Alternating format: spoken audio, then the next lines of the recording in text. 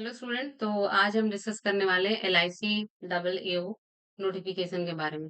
यानी कि डिटेल्स इसकी जानकारी देखेंगे हम कि इसमें क्या क्या एलिजिबिलिटी है, क्या एग्जाम पैटर्न रहने वाला है, सिलेबस क्या क्या है और क्या सैलरी रहने वाली है। हम सब कुछ देखेंगे और जॉब प्रोफाइल क्या क्या है।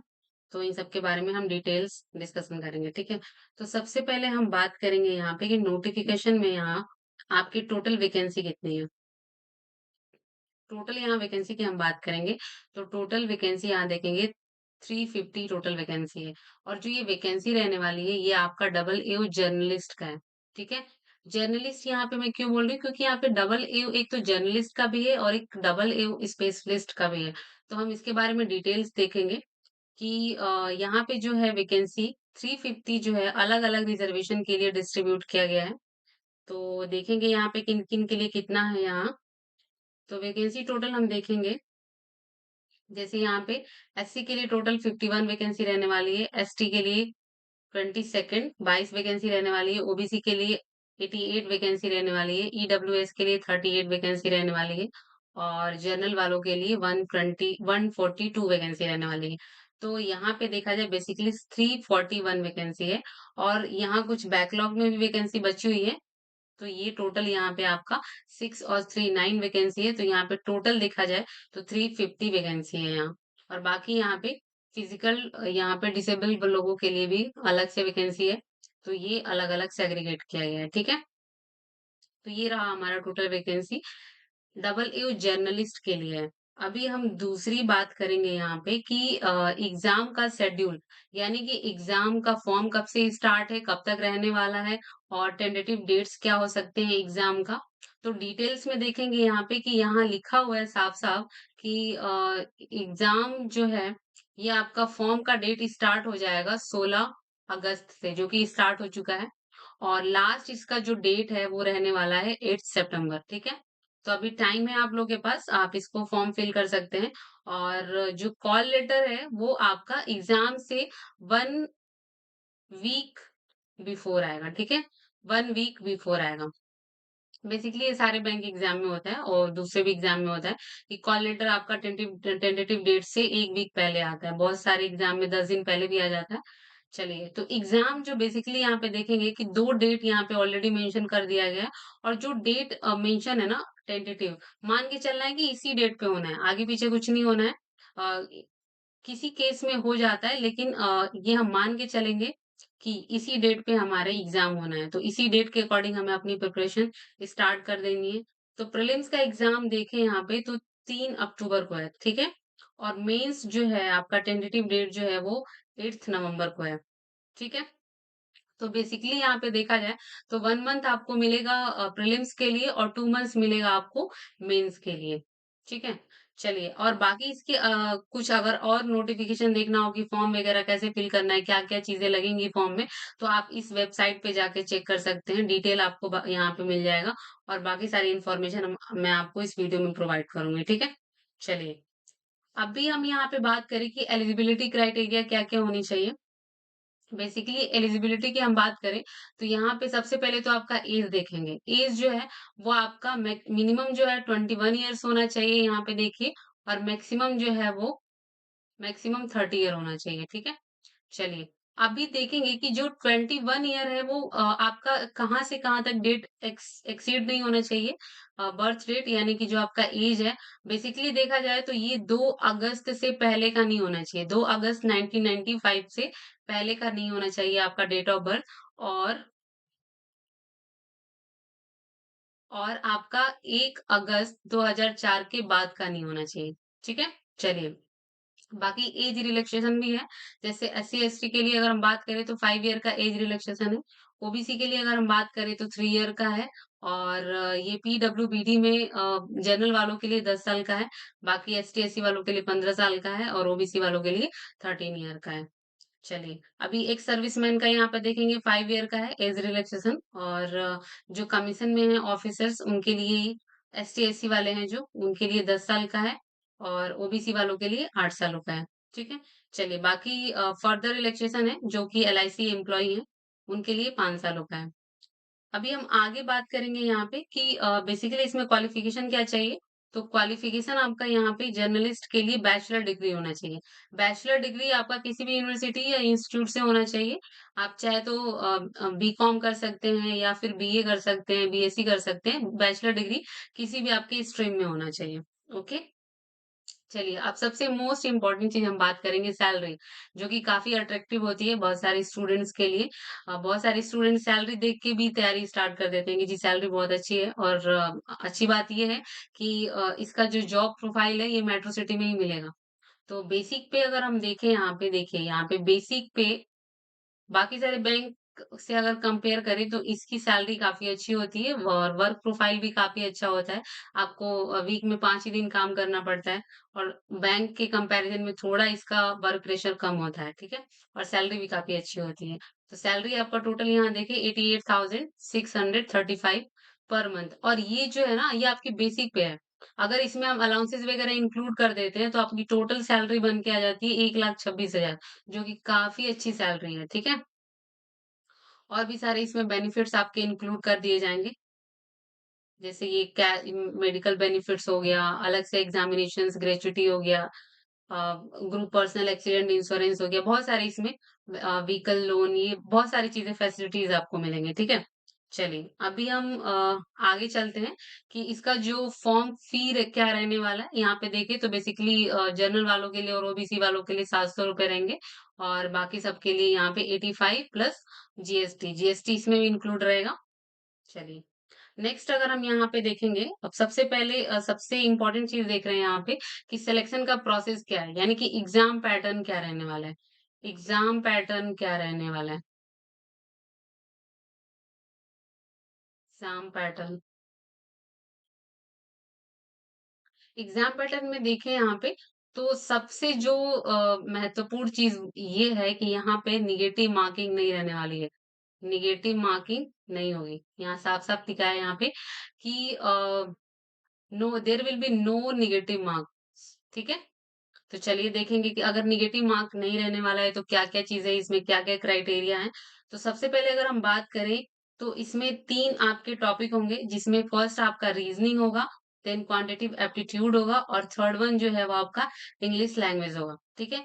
इनके लिए आपको 20-20 मिनट का टाइम मिलेगा, सेक्शनल टाइमिंग होगा, टोटल 1 घंटे का पेपर होगा। और अगर हम बात करें यहाँ पे कि सेक्शनल क्वेश्चंस कितने होंगे तो रीज़निंग में 35 क्वेश्चन होगा, 35 मार्क्स का होगा। क्वांटिटेटिव एप्टीट्यूड में देखेंगे 35 क्वेश्चन होगा, 35 मार्क्स का होगा और इंग्लिश जो है 30 क्वेश्चन और 30 मार्क्स का। अब अगर हम यहाँ पे देखें कि 30 के ऊपर ये डबल स्टार क्यों लगा हुआ है? 30 के ऊपर ये डबल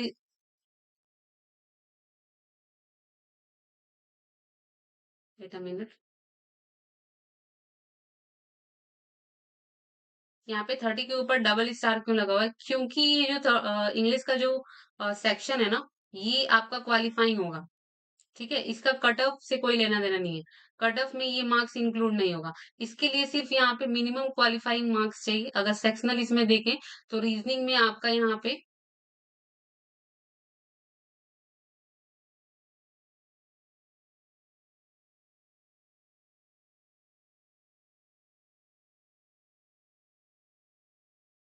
रीज़निंग में देखेंगे, तो रीज़निंग में आपका मिनिमम जो है, क्वालीफाइंग मार्क्स जो है एसटी, एससी और पीबीडब्ल्यू के लिए 16 मार्क्स होगा और अदर्स के लिए 18 मार्क्स होगा। बाकी क्वांटिटेटिव एप्टीट्यूड में देखेंगे तो 16 मार्क्स होगा वो एसटी, एससी वालों के लिए और अदर्स के लिए 18 मार्क्स होगा।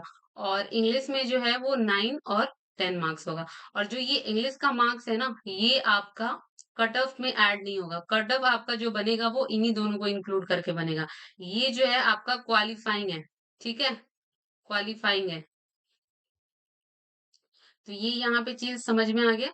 चलिए, अब हम बात करते हैं देखिए यहाँ पे लिखा भी हुआ है कि the English language test will be the qualifying nature and the marks thereof will not be counted for the ranking ठीक है। अभी चलिए आगे हम बात करते हैं जो भी बच्चे इस एग्जाम को क्वालिफाई कर लेंगे वो मेंस की तरफ बढ़ेंगे और मेंस की अगर हम एग्जाम पैटर्न की बात करें तो इसमें कौन कौन से टॉपिक आने वाले हैं कितने क्वेश्चंस रहेंगे कितने मार्क्स का रहेगा कितने मिनट का होगा ये सब हम डिस्कस करेंगे। तो यहाँ पे देखेंगे कि मेंस एग्जाम जो है ऑब्जेक्टिव 300 मार्क्स का होगा। 300 क्वेश्चंस पूछे जाएँगे और प्लस इसके साथ-साथ डिस्क्रिप्टिव टेस्ट भी होगा, जो कि 25 मार्क्स का रहने वाला है, ठीक है? दोनों पेपर जो होंगे, both the objective and descriptive test will be the online.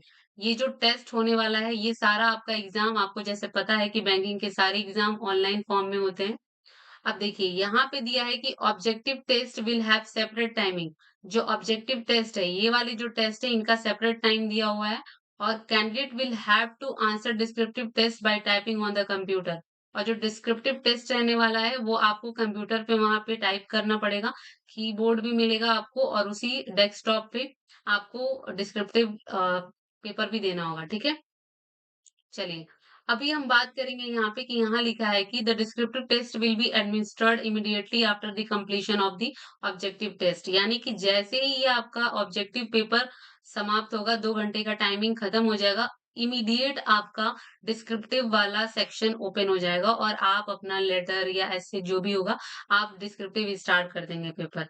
There will be no negative marks. ये काफी इंटरेस्टिंग है। बाकी सारे बैंक एग्जाम में आपको देखने को मिलता है नेगेटिव मार्किंग होती है, लेकिन एलआईसी डबल एओ में कोई नेगेटिव मार्किंग नहीं है। तो इन इन सारे पेपर्स में आपको कोई भी नेगेटिव मार्किंग देखने को नहीं मिलेगा, लेकिन कैंडिडेट को एक मिनिमम नंबर चाहिए ईच सेक्शन क्वालिफाई करने के लिए। ठीक है, चलिए देखते हैं। यहाँ पे रीजनिंग सेक्शन है, इसमें 30 क्वेश्चन आएंगे, मैक्सिमम 90 नंबर का क्वेश्चन होगा। दोनों लैंग्वेज में ये आपको प्रोवाइड किए जाएँगे, इंग्लिश में भी होगा, हिंदी में भी होगा। अगर हम क्वालिफाइंग मार्क्स की बात करें तो एसटी, एससी, पीडब्ल्यूबीडी के लिए यहाँ पे 40 मार्क्स लाने पड़ेंगे और अदर्स के लिए जो कि जनरल वाले हैं, जनरल वालों और ईडब्ल्यूएस के लिए 45 क्वेश्चंस लाने पड़ेंगे और इसके लिए आपको 40 मिनट का टाइम मिलेगा। बाकी हम बात करें दूसरे सेक्शन की, जिसमें जनरल नॉलेज और करंट अफेयर्स इंक्लूड होगा। इसमें बेसिकली 30 क्वेश्चन पूछे जाएँगे, 60 मार्क्स के होंगे, दोनों लैंग्वेज में प्रोवाइड किया जाएगा। एसटी, एससी के लिए यहाँ पे जो मिनिमम क्वालिफाइंग मार्क्स है 27 रहेगा और अदर्स यानी कि ईडब्ल्यूएस और जनरल वालों के लिए 30 मार्क्स लाने पड़ेंगे। इसके लिए जो आपको टाइम मिलेगा वो 20 मिनट्स मिलेंगे। अगले सेक्शन की बात करें तो यहाँ पे डेटा एनालिसिस और इंटरप्रिटेशन, बेसिकली इसमें डीआई के क्वेश्चन पूछे जाएंगे और ये जो नंबर ऑफ क्वेश्चंस रहने वाला है 30 क्वेश्चन रहेगा, 90 मार्क्स का रहेगा, दोनों लैंग्वेज में प्रोवाइड किया जाएगा। मिनिमम आपको जो नंबर लाने होंगे वो 40, यानी कि एस टी एस सी वालों को 40 लाना पड़ेगा। बाकी अदर्स ओबीसी और जर्नल ईडब्ल्यूएस इनको लाने पड़ेंगे 45। ये जो अदर्स लिखा है ना, इसमें अदर्स में यहाँ पे जनरल वाले होंगे, ओबीसी वाले होंगे और ईडब्ल्यूएस वाले होंगे, ठीक है? चलिए, इसके लिए आपको 40 मिनट का टाइम मिलेगा। बाकी अगले सेक्शन की हम बात करें तो ये है इंश्योरेंस और फाइनेंशियल मार्केट अवेयरनेस, जिसमें आपके होंगे 30 क्वेश्चन, 60 मिनट का, दोनों लैंग्वेज में प्रोवाइड किया जाएगा, 27 मिनट्स मिलेंगे। सॉरी, 27 क्वेश्चंस इसमें आपको सही करने होंगे। मिनिमम आपका क्वालिफाइंग मार्क्स होगा, जो कि एसटी-एससी और पीडब्ल्यूबीडी के लिए होगा, बाकी सबके लिए 30 मार्क्स लाना होगा। 20 मिनट्स का टाइम मिलेगा। ये यहाँ पे आपके टोटल 120 क्वेश्चन हो गए, टोटल मार्क्स 300 का हो गया और 2 घंटे का पेपर। ये पेपर आप जैसे ही कंप्लीट करेंगे और आप मिनिमम मार्क्स लेकर आ पाएँगे, तो ही आप ये डिस्क्रिप्टिव आपका स्टार्ट होगा। ये सबसे ज़्यादा इम्पोर्टेंट चीज़ है। तो इसलिए इस चीज़ को ध्यान में रखिए। बाकी सारे बैंकिंग एग्ज़ाम में क्या होता है कि ये जैसे ही सेक्शन कंप्लीट हो जाता है, बेसिकली हम क्या करते हैं कि ये हमारा सेक्शन ओपन हो जाता है और हम इसको देना स्टार्ट कर देते हैं। इसमें ऐसा है कि जब तक आपका ये मिनिमम स्टार्ट नहीं हो जाता है, तब तक आपका ये सेक्शन ओपन नहीं होगा। तो ये सेक्शन ओपन होते ही इंग्लिश लैंग्वेज डिस्क्रिप्टिव पेपर ये स्टार्ट हो जाएगा, जिसमें आपको क्वेश्चंस 2 देखने को मिलेंगे। एक बेसिकली ऐसे होगा, एक लेटर होगा। ये आपके 25 मैक्सिमम मार्क्स होंगे और ये अभी भी यहाँ पे स्टार बना हुआ है, यानी क्वालिफाइंग नेचर का है। मिनिमम सिर्फ आपको नंबर लाने होंगे इतने 9 और 10 और इसके लिए आपको आधे घंटे का टाइम मिलेगा, ठीक है? तो टोटल यहाँ पे देखा जाए तो 2.5 घंटे का पेपर है और 325 मार्क्स का पेपर होगा, ठीक है?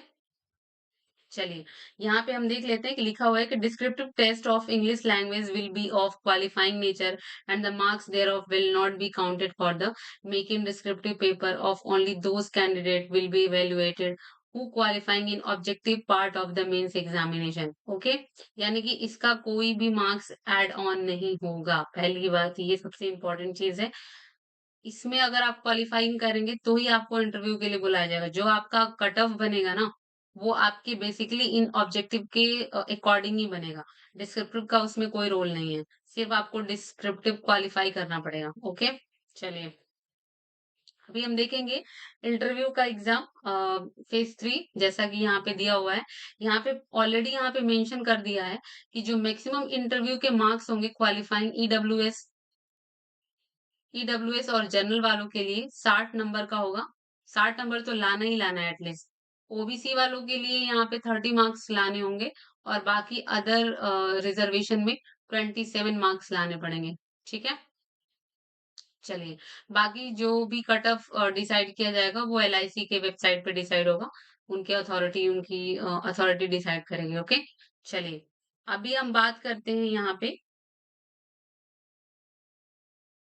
अगले वैकेंसी के बारे में जो कि असिस्टेंट इंजीनियर का है, जिसमें सिविल इलेक्ट्रिकल और असिस्टेंट एडमिनिस्ट्रेटिव ऑफिसर जो कि स्पेशलिस्ट है। हमने उसमें उसमें जर्नलिस्ट के बारे में बात किया था, ये स्पेशलिस्ट है। ठीक है, तो चलिए अभी देखेंगे इसमें कि इसमें टोटल जो वैकेंसी रहने वाली है असिस्टेंट इंजीनियर की वो 81 वैकेंसी रहने वाली है। इन सारे रिजर्वेशन में इसको डिस्ट्रीब्यूट किया गया है, जिसमें एई के लिए टोटल 50 वैकेंसी है और इलेक्ट्रिकल में 31 वैकेंसी है। टोटल यहाँ पे देखा जाए तो 81 वैकेंसी है। बाकी ये डिसेबल लोगों के लिए है। अब यहाँ पे टोटल वैकेंसी स्पेशलिस्ट वालों के लिए देखें जिसमें 410 वैकेंसी है। ठीक है, ये तो इंजीनियर्स वालों के लिए और जो स्पेशलिस्ट वाले हैं इनकी 410 वैकेंसी है, जिसमें यहाँ पे सीए के लिए बेसिकली 30 वैकेंसी है और सीएस के लिए 10 वैकेंसी है। एग्री एक्चुरियल के लिए यहाँ पे देखा जाए 30 वैकेंसी है। इंश्योरेंस स्पेशलिस्ट के लिए 310 वैकेंसी है, काफी अच्छी वैकेंसी है। और लीगल वालों के लिए 30 वैकेंसी है, यानी कि टोटल देखा जाए तो 410 वैकेंसी है यहाँ पे। चलिए अभी देखेंगे कि इसका भी जो ऑनलाइन फॉर्म का डेट रहने वाला है सेम वही है कि आपका 16 अगस्त से फॉर्म स्टार्ट है और 8 सितंबर तक इसका लास्ट डेट रहने वाला है। और एग्जाम भी जो है सेम डेट में ही रहने वाला है, यानी कि 3 अक्टूबर को और यहाँ पे 8 नवंबर को। ठीक है, बाकी सारी चीजें कि फॉर्म कैसे कैसे फिल करना है आप इसके वेबसाइट पे जाएंगे, वहां पे ऑटोमेटिक आपको दिखेगा। अभी नेक्स्ट हम बात करेंगे यहाँ पे कि क्या-क्या एलिजिबिलिटी होनी चाहिए। अब एई में जो है सिविल की बात करें तो मैक्सिमम मिनिमम जो एज है 21 से 30 साल होना चाहिए, यानी कि 21 मिनिमम आपका एज होना चाहिए और 30 मैक्सिमम एज होना चाहिए। जो आपका क्वालिफिकेशन होगा वो बीटेक में होगा, सिविल में होगा। ये सारी चीजें आपका क्वालिफिकेशंस में देखा जाएगा। ठीक है, दूसरा इलेक्ट्रिकल में अगर हम बात करें तो ये भी 21 से 30 साल आपका एज है और आपको बीटेक बी इलेक्ट्रिकल में आपको करना होगा। ठीक है, सीए की अगर हम बात करें तो इसमें एज यहाँ थोड़ा इंक्रीज है, इसमें मिनिमम 21 होना चाहिए और मैक्सिमम जो है वो 32 ईयर का होना चाहिए। मैं इससे ज्यादा एक्सीड नहीं होना चाहिए और बेसिकली सीए क्वालिफाई होना चाहिए, यहाँ पे दिया हुआ है। ठीक है, ये क्वालिफिकेशन होना चाहिए। अगर हम सीएस की बात करें, कंपनी सेक्रेटरी की बात करें तो मिनिमम आपका 21 साल है और मैक्सिमम 30 साल का है और बैचलर डिग्री उसका कंप्लीट होना चाहिए आईसीएसआई में, यानी कि ये उसके पास डिग्री होना चाहिए। ठीक है, चलिए अभी हम आगे देखेंगे। आगे एक्यूटेरियल में देखेंगे तो ये मिनिमम आपका 21 साल है और मैक्सिमम जो है वो 30 साल का है। यहाँ पे बैचलर डिग्री होना चाहिए, एक्यूटेरियल में होना चाहिए, इस इंस्टीट्यूट से होना चाहिए। ठीक है, अभी हम देखेंगे यहाँ पे इंश्योरेंस स्पेशलिस्ट के लिए तो मिनिमम वही 21 ईयर, मैक्सिमम 30 ईयर और यहाँ पे आपकी ये डिग्री होनी चाहिए, ये डिग्री होनी चाहिए आपकी और प्लस इसके साथ-साथ 5 साल का एक्सपीरियंस भी होना चाहिए। ठीक है? इस कंपनी में, इंश्योरेंस कंपनी में।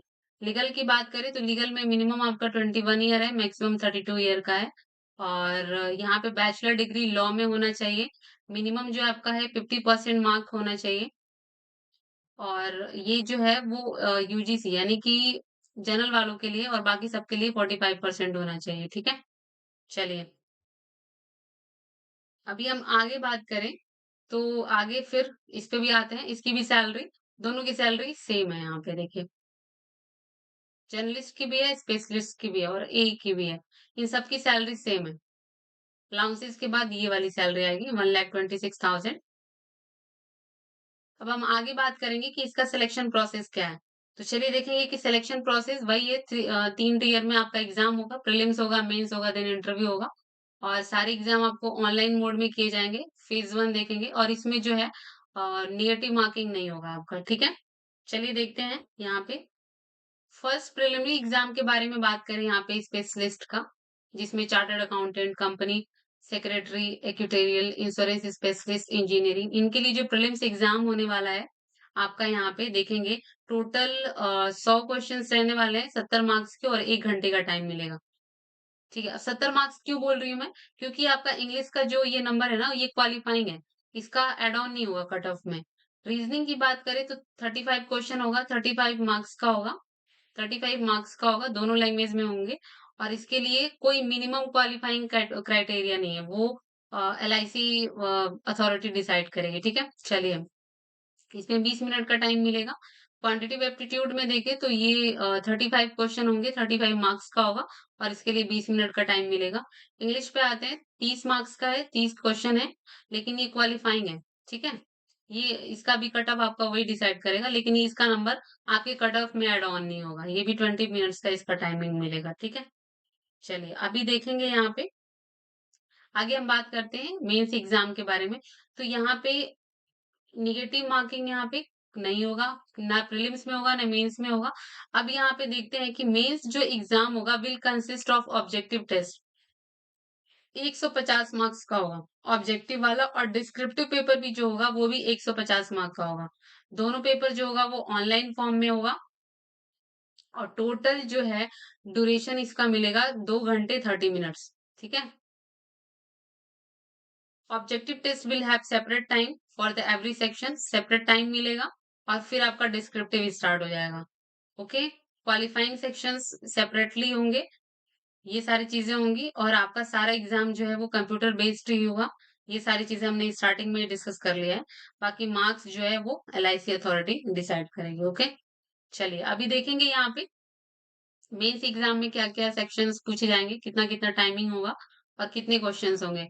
तो रीजनिंग में देखेंगे 30 क्वेश्चन होगा, 30 मार्क्स का होगा और मिनिमम आपको यानी कि एसटी, एससीपी, डब्ल्यूबीडी वालों को 13 मार्क्स लाना होगा और बाकी के लिए 15 मार्क्स लाना मैंडेटरी है। 20 मिनट का टाइमिंग मिलेगा। दूसरे सेक्शन की बात करें तो जनरल अवेयरनेस जो कि इसमें फाइनेंशियली मार्केट और इंश्योरेंस से रिलेटेड क्वेश्चंस भी पूछे जाएंगे। इसमें टोटल 20 क्वेश्चन होगा, 20 मार्क्स का होगा। मिनिमम एसटी, एससी, पीडब्ल्यूबीडी को 9 नंबर लाना होगा और बाकियों को 10 मार्क्स लेके आना पड़ेगा। यहाँ पे 10 मिनट का टाइमिंग मिलेगा। अलग देखें तो प्रोफेशनल नॉलेज जो भी आप लीगल से भर रहे हैं या फिर इलेक्ट्रॉनिक से भर रहे हैं तो आपको उस सब्जेक्ट का नॉलेज होना चाहिए। तो उस सब्जेक्ट से आपके 50 क्वेश्चन पूछे जाएंगे, 100 मार्क्स का होगा और S T S C PWBD को 45 मार्क्स मिनिमम लेके आने होंगे और अदर्स को 50 मार्क्स लेके आने पड़ेंगे। और इसके लिए जो टाइमिंग मिलेगा वो आपको 30 मिनट मिलेंगे। अब यहाँ पे टोटल देखिए तो टोटल 100 क्वेश्चन हो गया, 150 मार्क्स का हो गया और आपको टाइमिंग जो मिलेगा वो 1 घंटा मिलेगा। ओके, चलिए। अभी इसी में क्या होगा कि अलग सेक्शन स्टार्ट हो जाएगा जिसमें डिस्क्रिप्टिव पेपर है। यहाँ पे ये भी चीज़ आपको ध्यान रखने वाली बात है कि ये चीज़ आप क्वालीफाई करेंगे यानी कि मिनिमम मार्क्स जो लेके आएँगे तभी ये वाला सेक्शन आपका ओपन होगा। अदरवाइज़ ये सेक्शन ओपन नहीं होगा आपका। तो इसमें देखेंगे 6 क्वेश्चन दिया रहेगा जिसमें 4 क्वेश्चन करना मैंडेटरी है। ठीक है? मैक्सिमम मार्क्स 50 है और ये यहाँ पे दोनों लैंग्वेज में होगा। ये 40% ऑफ द टोटल मार्क्स हमने देखा है कि 150 मार्क्स का होगा। 150 मार्क्स का होगा, इसका 45% एसटी, एससी, पीडब्ल्यूबीडी को लाना पड़ेगा और इनको जो है 50% ऑफ द टोटल मार्क्स यानी कि 150 इसका लाना पड़ेगा और टोटल इसके लिए 1 घंटे का टाइमिंग मिलेगा। अब यहाँ पे आएँगे इंग्लिश डिस्क्रिप्टिव जिसमें 2 एसे और लेटर राइटिंग का होगा, 25 मार्क्स का होगा। ये स्टार क्यों बना है? क्योंकि इसका मार्क्स जो है क्वालिफाइंग है, ऐड ऑन नहीं होगा।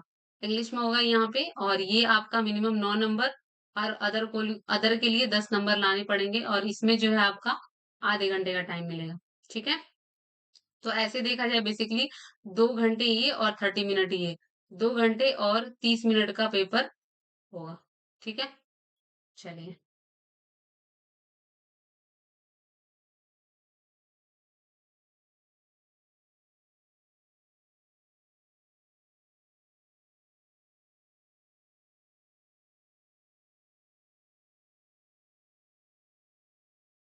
अभी लीगल वालों का देखेंगे। लीगल वालों में क्या है? लीगल वालों में एक चीज़ यहाँ पे है कि यहाँ पे गलत क्वेश्चन के लिए 1/4 जाएँगे, बाकियों के लिए नहीं जाएँगे लेकिन इसके लिए जाएगा, ठीक है? तो चलिए देखेंगे इसमें क्या है कि रीज़निंग आपका 35 क्वेश्चन्स होगा, 35 मार्क्स के होंगे। इंग्लिश 35 क्वेश्चंस होंगे, 35 मार्क्स का होगा और जनरल अवेयरनेस जो कि आपका क्वालिफाइंग नेचर का होगा। इसके में मैक्सिमम मार्क्स जो होंगे वो 30 क्वेश्चंस के होंगे। यानी कि लीगल वाले में क्या है ना इंग्लिश और ये आपका रीजनिंग ये दोनों इनका मार्क्स इनका एड ऑन होगा और जो जनरल अवेयरनेस होगा ये आपका क्वालिफाइंग नेचर का होगा, ठीक है? ये 20-20 मिनट हर एक सेक्शन में मिलेगा, 1 घंटे का पेपर होगा। टोटल कट ऑफ जो बनेगी वो आपका 70 आउट ऑफ 70 बनेगी, ठीक है? 100 नहीं बनेगा। चलिए, फेज़ 2 के बारे में हम बात करते हैं। तो फेज़ 2 में आपका यहाँ देखेंगे कि रीजनिंग में 30 क्वेश्चन्स होगा, 30 मार्क्स का होगा। मिनिमम जो है वो क्वालिफाइंग एसटी, एससी, पीडब्ल्यूबीडी के लिए 13 मार्क्स है और बाकियों के लिए 15 मार्क्स है। इसके लिए 20 मिनट्स मिलेंगे आपको। अब यहाँ पे देखिए कि जनरल अवेयरनेस जो कि फाइनेंशियल मार्केट अवेयरनेस और इंश्योरेंस इनसे रिलेटेड क्वेश्चंस होंगे। 20 क्वेश्चन होगा, 20 मिनट मिलेगा आपको और 20 10 मिनट मिलेगा आपको और इसमें टोटल आपका क्वालिफाइंग एसटी-एससी वालों के लिए 9 नंबर और बाकी अदर्स के लिए 10 मार्क्स मिलेंगे। और जो उनका खुद के स्ट्रीम्स का क्वेश्चन होगा, जैसे लीगल का है तो लीगल के क्वेश्चंस होंगे, 50 क्वेश्चंस होंगे, 100 मार्क्स का होगा और यहाँ पे मिनिमम नंबर लाने पड़ेंगे 45 और 50। इसके लिए आधे घंटे का टाइम मिलेगा। तो ऐसे देखा जाए तो टोटल 100 क्वेश्चंस हो गए, 150 नंबर के हो गए और टोटल आपको 1 घंटे का टाइम मिला। अब इसके बाद डिस्क्रिप्टिव पेपर स्टार्ट हो जाएगा। डिस्क्रिप्टिव में देखेंगे यहाँ पे 6 में से 4 क्वेश्चंस करने पड़ेंगे, जो कि आपके सब्जेक्ट से रिलेवेंट होगा और इसमें जो है 40 ये जो पीडब्ल्यू और एससी-एससी वालों को 45% ऑफ द टोटल मार्क्स यानी कि 150 मार्क्स का 45% लाना पड़ेगा और ये 50% 155 मार्क्स का लाना पड़ेगा। ठीक है। चलिए, इसमें 1 घंटे का टाइम मिलेगा और इसके बाद दूसरा सेक्शन आपका स्टार्ट हो जाएगा इंग्लिश का जो कि क्वालिफाइंग नेचर का है। ये इसके लिए आपको 30 मिनट का टाइम मिलेगा और 2 क्वेश्चन्स होंगे लेटर और एस्से राइटिंग। इसमें 9 नंबर लाने पड़ेंगे और 10 नंबर लाने पड़ेंगे, अलग-अलग कैटेगरी को, ठीक है? चलिए, तो बेसिकली ये यहाँ पे देखा जाए तो ये आपके हो गए टोटल डिटेल डिस्कशन कि आपका सैलरी क्या रहने वाली है, फॉर्म का डेट कब से स्टार्ट हो चुका है, कब तक रहने वाला है, एग्जाम पैटर्न क्या-क्या होने वाला है, इसके बारे में हमने डिटेल्स डिस्कशन किया है और इसका लिंक भी मैंने इसमें प्रोवाइड कर दिया है। बाकी फॉर्म कैसे फिल करना है, उस लिंक को आप ओपन करिएगा और जैसे-जैसे इंस्ट्रक्शंस आपको मिलेंगे, आप उसको फॉलो करते जाइएगा और फॉर्म फिल करिए और अपनी तैयारी स्टार्ट कर दीजिए। इसमें कोई भी नेगेटिव मार्किंग नहीं रहने वाला है, लेकिन आपको एक मिनिमम क्राइटेरिया फॉलो करना पड़ेगा। मिनिमम जो भी क्राइटेरिया में मार्क्स आएँगे, वो आपको एक्सीड करना पड़ेगा। चलिए स्टूडेंट इस वीडियो को देखिए डिटेल्स में, बाकी एग्ज़ाम के लिए तैयार हो जाइए। बाय-बाय।